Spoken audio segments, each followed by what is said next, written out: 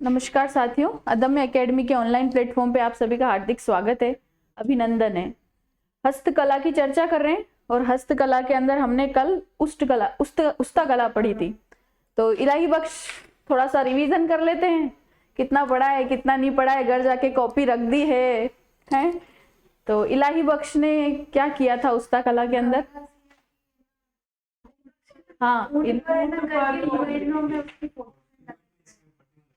हाँ, और वर्तमान कलाकार कौन है उस्ता कला के? हनीफ उस्ता और जलाल उस्ता। ठीक है। और सबसे पहले प्रसिद्धि दिलाने का प्रयास किसके द्वारा किया गया?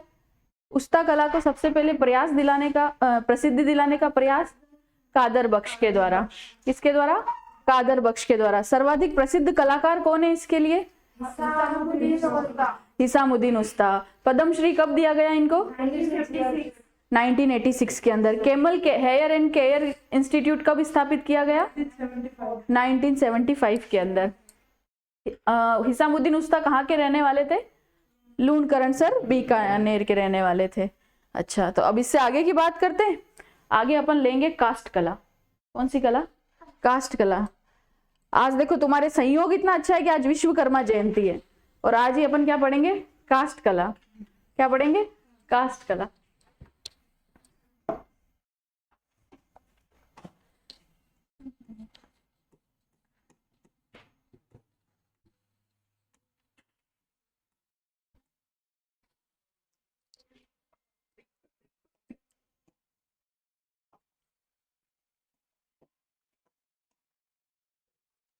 कास्ट कला के जो जनक हैं, कास्ट कला के जनक वो है प्रभात जी सुथार। क्या नाम है? प्रभात जी सुथार। प्रभात जी सुथार। अगर कास्ट कला की बात की जाए कि कास्ट कला प्रसिद्ध कहाँ की है, तो कास्ट कला प्रसिद्ध है बस्सी चित्तौड़गढ़ की। हाँ, बस्सी गांव है, बस्सी चित्तौड़गढ़ की। बस्सी चित्तौड़गढ़ की। वैसे बस्सी जयपुर में भी है ना, अजमेर में भी है बस्सी, पर हमारे को बस्सी कौन सा याद रखना है? चित्तौड़गढ़ वाला। कास्ट कला कहाँ की फेमस है? तो बस्सी चित्तौड़गढ़ की। अब इसके अंदर सबसे पहले अपन जो बात करते हैं वो करते हैं, एक टर्म आती है पातड़े तिपरनी। क्या आता है? पातरे तिपरनी। पातरे तिपरनी। पातरे तिपरनी यानी लकड़ी से बनने वाली वस्तु है। और क्या होता है पातरे तिपरनी? जैन जितने भी साधु मुनि होते हैं, कितने भी जैन साधु मुनि जितने भी हैं, वो साधु मुनि क्या है, किसी भी बर्तन के अंदर भोजन नहीं करते हैं, है ना, किसी भी तरह की धातु के अंदर भोजन नहीं करते हैं, स्टील, एल्यूमिनियम, इस तरह की धातु के अंदर भोजन नहीं करते हैं। तो उनके भोजन करने के लिए जो पात्र होते हैं वो क्या होते हैं? पातरे तिपरनी। दूसरा आता है आपका, इसको लिख लेते हैं पहले, जैन साधु मुनियों द्वारा, जैन साधु मुनियों द्वारा, जैन साधु मुनियों द्वारा भोजन करने हेतु, भोजन करने हेतु उपयोग में लिए जाने वाले पात्र, उपयोग में लिए जाने वाले पात्र क्या कहलाते हैं? पातरे तिपरनी कहलाते हैं। पातरे तिपरनी कहलाते हैं। चले आगे। दूसरा आता है आपका एक तो बाजोट और चोपड़ा। बाजोट और चोपड़ा ये प्रसिद्ध कहाँ के हैं दोनों? तो बाड़मेर के प्रसिद्ध है। कहाँ के प्रसिद्ध है? बाड़मेर के। कहाँ के प्रसिद्ध है? बाड़मेर के। अब देखो बाजोट क्या होता है? बाजोट तो सबको पता होगा कि जनरली क्या होता है, जब भी घर में किसी मेहमान का आगमन होता है तो हम बाजोट के ऊपर थाली रख के क्या करते हैं? खाना खिलाते हैं। या जमाई के आगमन पर ससुराल पक्ष के द्वारा बाजोट के ऊपर थाली रख के खाना खिलाया जाता है। उसके अलावा चोपड़ा क्या होता है?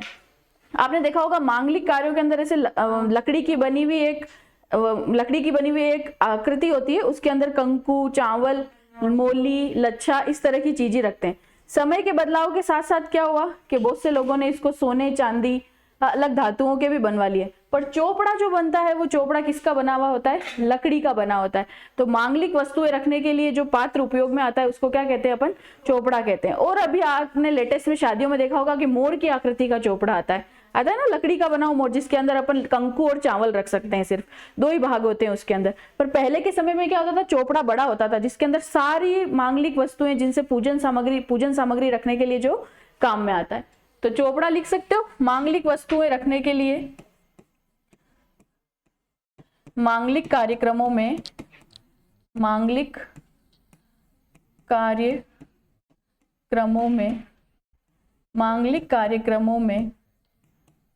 पूजन सामग्री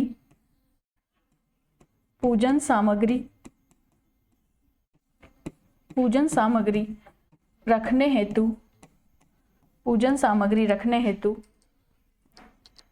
उपयोग में ली जाने वाली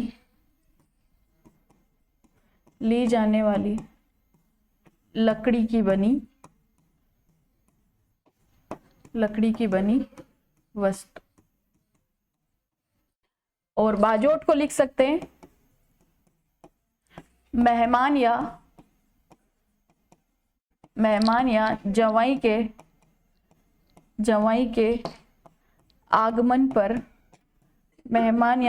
के आगमन पर भोजन की थाल रखने हेतु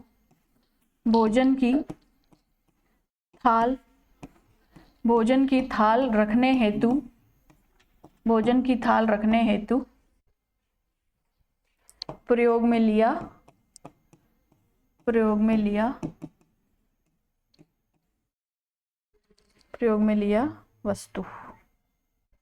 ली गई वस्तु क्या कहलाती है? बाजोट कहलाती है। क्या कहलाती है? बाजोट कहलाती है। चले इससे आगे। चलो, एक आता है आपका कावड़, ठीक है। एक होता है बेवाण। क्या होता है? कावड़ और बेवाण। सबसे पहले बात कर लेते हैं ये दोनों फेमस कहाँ के। इसी के साथ में गणगौर भी बता देती हूँ क्योंकि ये तीनों भी एक ही जगह की फेमस है। गणगौर का मतलब समझ गए? शिव और पार्वती की लकड़ी की मूर्तियां बनाना। तो गणगौर, कावड़ और बेवाण तीनों कहाँ की फेमस है? बस्सी चित्तौड़गढ़ की। कहाँ की फेमस है? बस्सी चित्तौड़गढ़ की। पूरी काष्ठ कला तो फेमस है ही, उसके अलावा कावड़, बेवाण और गणगौर। अब देखना इधर, दोनों में सिर्फ एक छोटा सा अंतर है। एक तो है कावड़ और एक है बेवाण। कावड़ का मतलब क्या होता है? एक मंदिर नुमा आकृति है, ठीक है। एक मंदिर नुमा आकृति है। इस मंदिर नुमा आकृति के अंदर लाल कलर का रंग भरा हुआ रहता है। क्या रहता है? लाल कलर का रंग भरा हुआ रहता है। खाली मंदिर नुमा एक लकड़ी की आकृति है, वो तो है कावड़। इसके अलावा कावड़ क्या होता है? सावन के महीने में अपन पानी ले जाने के लिए काम में लेते हैं। पर बेवाण क्या होगा? मंदिर नुमा आकृति के अंदर भगवान को बिठा देना। मंदिर नुमा आकृति के अंदर भगवान बैठे हैं तो वो क्या कहलाएगा? बेवाण। इसमें क्या है? खाली है, अंदर से सिर्फ रंग दिखाई देगा हमको अंदर का, तो वो तो क्या है? कावड़। और बेवाण क्या है? मंदिर नुमा आकृति के अंदर भगवान। इसके अंदर कोई भी भगवान, जैसे मान लिया श्री कृष्ण बिठाए हैं अपन ने, ठाकुर जी बोलते हैं। अब इसका जो प्रयोग कहां पर लिया जाता है? इसका जो प्रयोग है वो सावन के मास में किया जाता है। पर इसका प्रयोग कहां पर होता है? देवजूलनी एकादशी या जलजूलनी एकादशी। तिथि क्या होगी? हाँ, भाद्रपद शुक्ल एकादशी। भाद्रपद शुक्ल एकादशी। तो इसका प्रयोग कब आता है? जलजूलनी एकादशी पे। इसका प्रयोग कब आता है? सावन के मास में। इसको अन्य किस नाम से बोलते हैं? देव विमान बोल सकते हैं इसको। क्या बोल सकते हैं? देव विमान बोल सकते हैं। और क्या बोल सकते हैं? मिनिएचर वुडन टेम्पल, चलता फिरता मंदिर। क्या बोल सकते हैं? चलता फिरता मंदिर। चलता फिरता मंदिर, चलता फिरता मंदिर या मिनिएचर वुडन टेम्पल, छोटा लकड़ी का मंदिर। Miniature wooden temple, miniature wooden temple. चलता फिरता मंदिर, देव विमान या मिनिएचर वुडन टेम्पल। तो कावड़ क्या होगी? लकड़ी नुमा आकृति जिसमें सिर्फ रंग दिखाई देता है, जिसका प्रयोग सावन के मास में किया जाता है, तो वो तो है कावड़। बेवाण क्या है? मंदिर नुमा आकृति जिसके अंदर भगवान जैसे ठाकुर जी विराजमान होते हैं, तो हम बोलते हैं राम रेवाड़ी निकल रही है हमारे यहाँ। तो इसका अन्य नाम क्या हो सकता है? इसके अन्य नाम हो सकते हैं देव विमान, चलता फिरता मंदिर, या मिनिएचर वुडन टेम्पल, यानी छोटा लकड़ी का मंदिर, छोटा लकड़ी का मंदिर।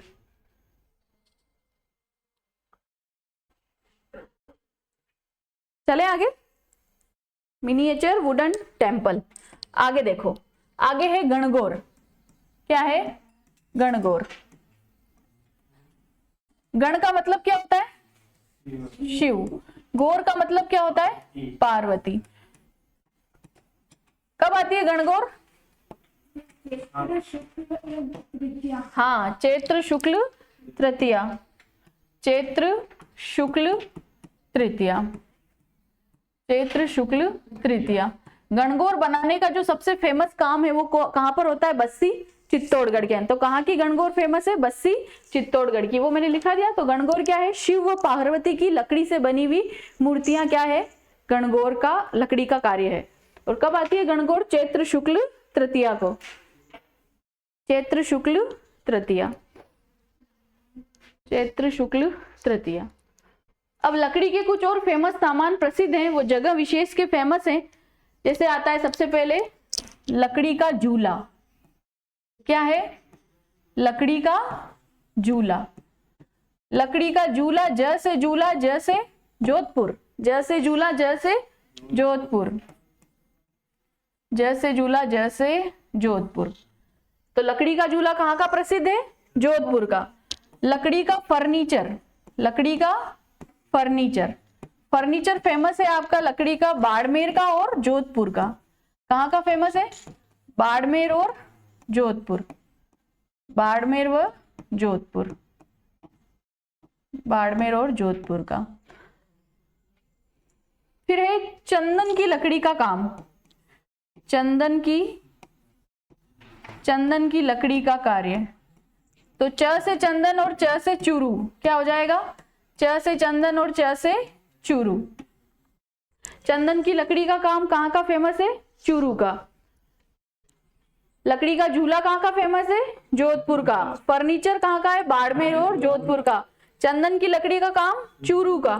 फिर उसके बाद में आगे चलते, लकड़ी का कलात्मक कार्य, लकड़ी का कलात्मक कार्य, यानी कि लकड़ी से कुछ कलात्मक वस्तुएं बनाना।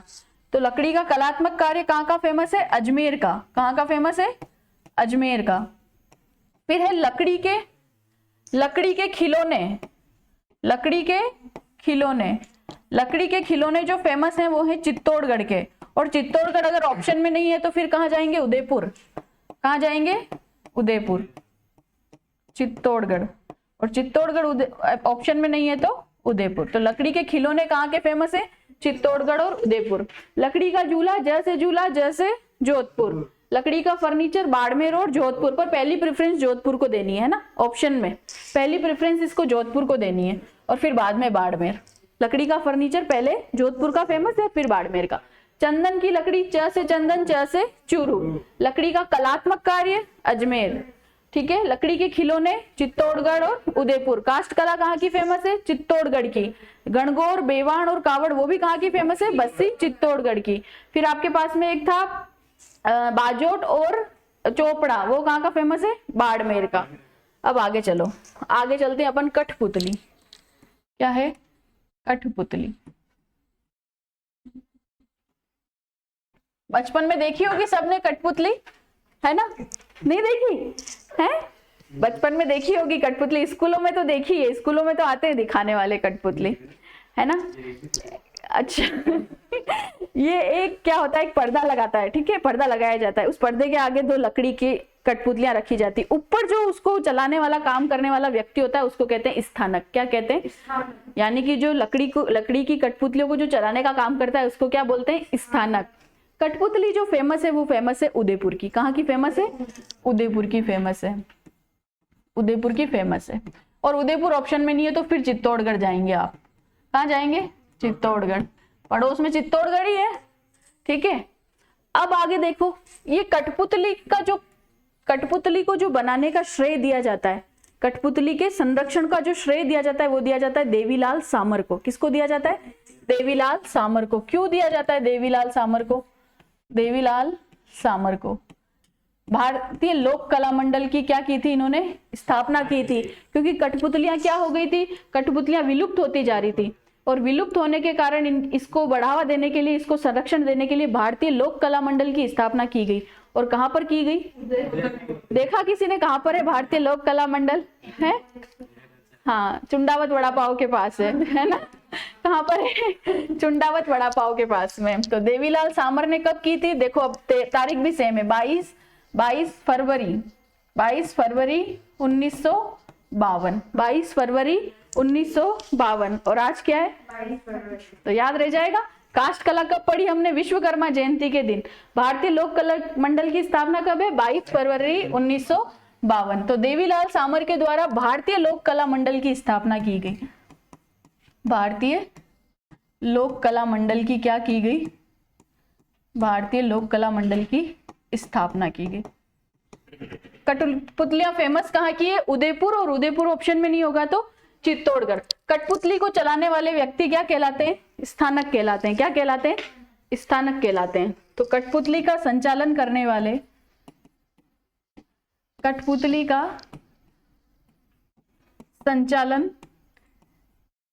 का संचालन करने वाले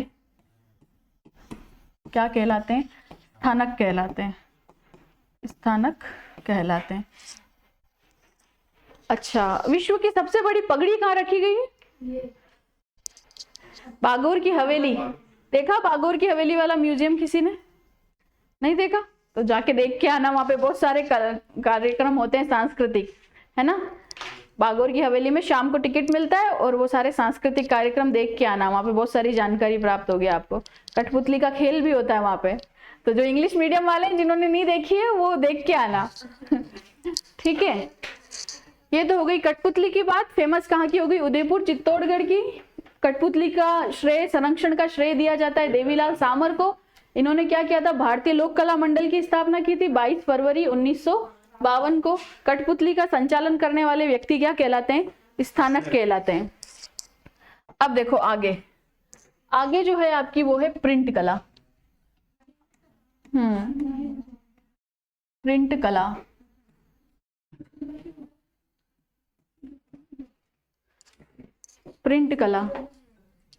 प्रिंट कला क्या है? कपड़े के ऊपर रंगाई छपाई, कपड़े के ऊपर कोई आकृति बनाना क्या कहलाता है? प्रिंट कला, है ना? हाँ,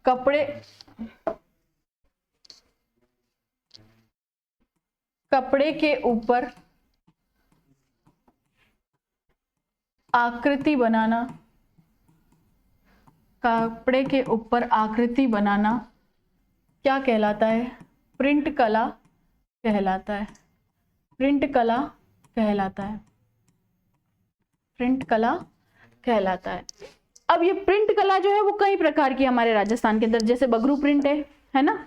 बगरू प्रिंट के अलावा कोई सांगानेरी प्रिंट है। सांगानेरी के अलावा कौन सी प्रिंट है? आकोला की प्रिंट है, जाजम प्रिंट है, मलीर प्रिंट है। ये अलग अलग तरह की क्या है? प्रिंटें हैं, जो हमारे राजस्थान के अंदर जगह विशेष की क्या है?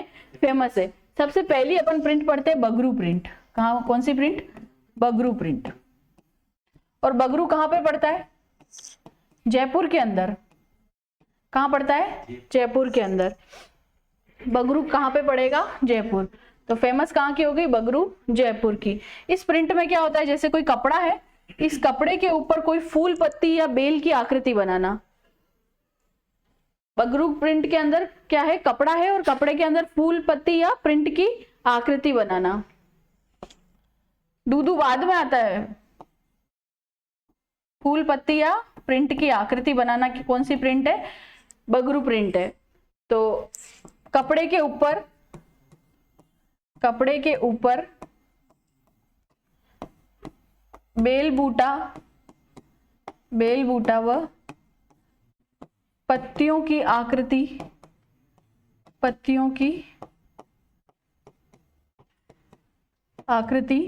बगरू प्रिंट कहलाती है। बगरू प्रिंट कहलाती है, बगरू प्रिंट कहलाती है, बगरू प्रिंट क्या कहती है, कहलाती है। अब इस कला को सर्वप्रथम किसने प्रसिद्ध किया? तो इस कला को सर्वप्रथम प्रसिद्ध किया पपल, हाँ पपल जयकर, पपल जयकर सुथार, सुथार नहीं सॉरी, पपल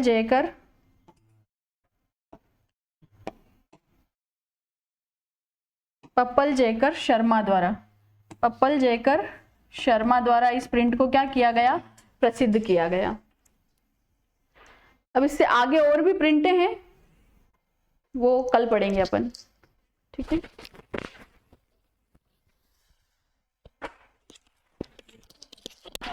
एक क्लास और होगी अभी।